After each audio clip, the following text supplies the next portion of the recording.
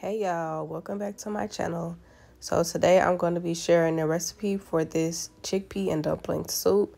Completely plant-based, perfect for this winter to keep you warm and full. This recipe was inspired by a short girl, tall order. So first I'm starting off making the dumplings by using some spelt flour and nothing else but a couple herbs, spices, and some vegan butter. So these are not any super processed dumplings with crazy ingredients. It's just spelt flour, water, thyme, parsley, and some vegan butter.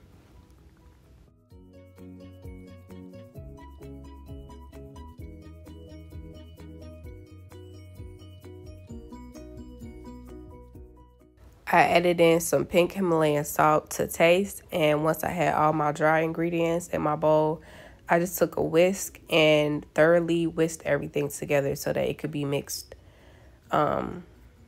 evenly throughout.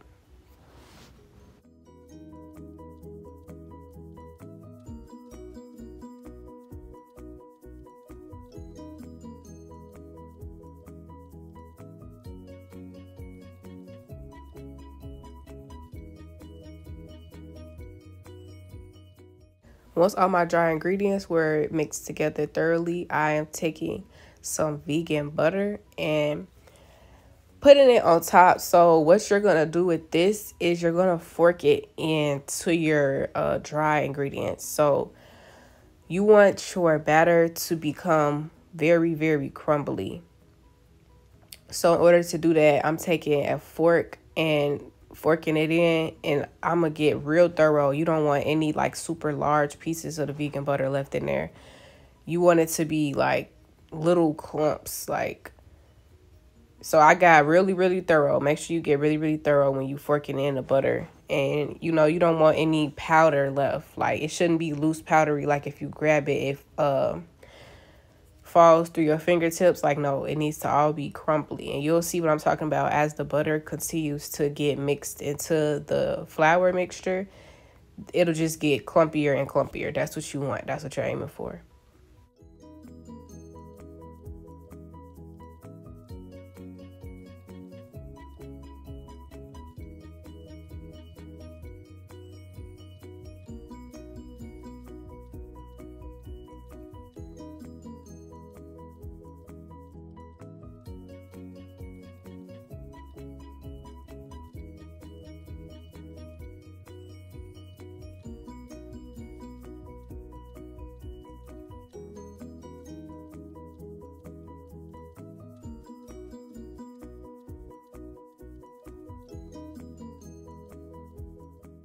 So at this point, the flour is getting much closer to the consistency that we want it to be at. It's getting very clumpy. There's no super loose flour that will fall through your fingertips if you grab it. It has texture, it has thickness, it has coarseness. That's what we want.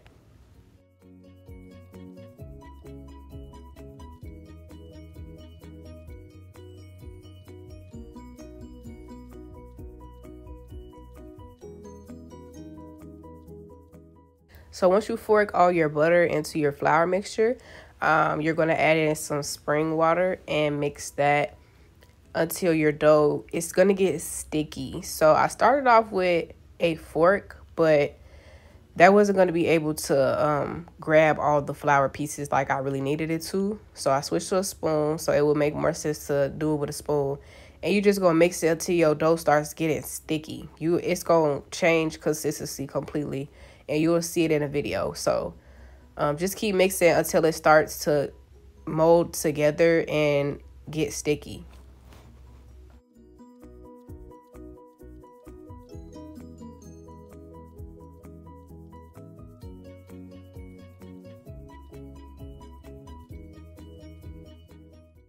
So at this point, we starting to hit that sticky texture.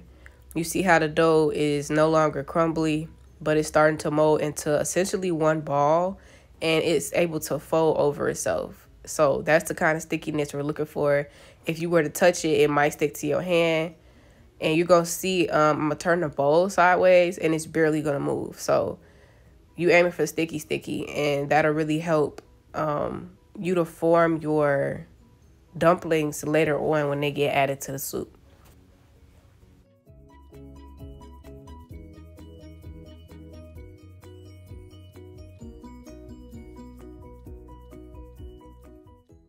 Yeah, it barely moves. So that's what you want. So once you get your dough mixed up, it's real nice and sticky. You want to put a cover over it, whether that's a plastic wrap for you, and just put it in the fridge while we prep the rest of the soup. So I started off with some carrots. I want to say I used 3 or 4 big carrots, and I just diced them. Now you can peel your carrots. I personally did not, but I noticed that when I was eating them, the carrot skin is a bit tougher. So if that's an issue for you, then just peel them before you dice them. But it's not gonna make a huge difference to the point where you can't chew the food because it's so tough. It's not gonna be that serious. So I diced up some carrots and an entire large onion, and as well as 4 cloves of garlic. And in the meantime, I had a big soup pot on the stove heating up with a little bit of grapeseed oil. You could also use avocado oil. Grapeseed or avocado oils are the best oils for high heat cooking.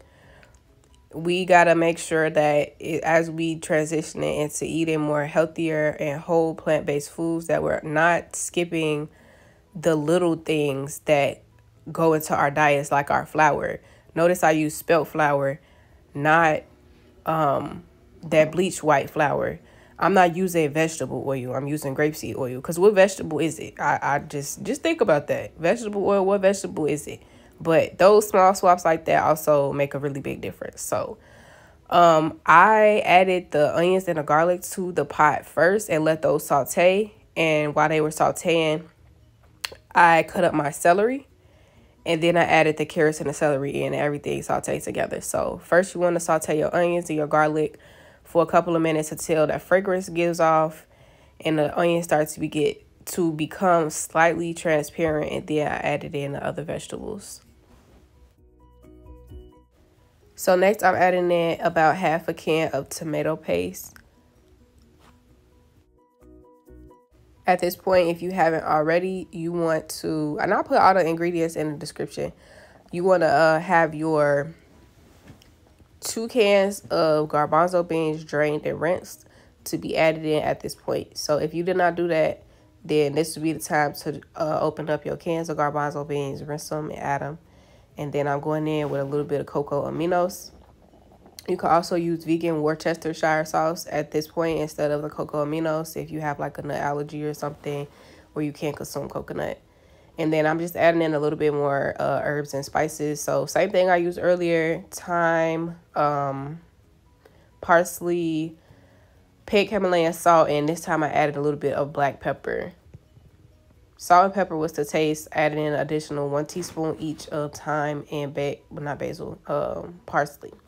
And then I'm just mixing everything in thoroughly as much as I can, because you know that tomato paste is a little thick. But once we add in a veggie broth, that'll loosen up. So just mix it up as thoroughly as you can. And then I added in an entire carton of vegetable broth. So this was 32 ounces of vegetable broth. Now, one thing I will recommend is that you add a little more. The couple of times I made this soup, I noticed that the next day, a lot of the liquid, not a lot, but a decent amount of liquid gets soaked up. I don't know if it's soaked up by the dumplings or what, but it's like as the days go on, there's less liquid in the soup. It's nothing to stop you from eating it. It still it still tastes good, but it's just not as soupy. It's more so like vegetables and dumplings as opposed to a soup with vegetables and dumplings. So I would recommend adding like a carton and a half of vegetable broth for a total of, what's that? 32 plus 8, that's 48. So that's like what, 6 cups of vegetable broth. So after you add all your vegetable broth in, you're just going to let the soup cook with a lid on until it starts boiling. And then you'll see bubbles when it starts boiling. That's what I was pointing to, the bubbles. So at that point, you want to get your dumpling flour dough thing out the fridge and just roll them into balls. You could choose the size.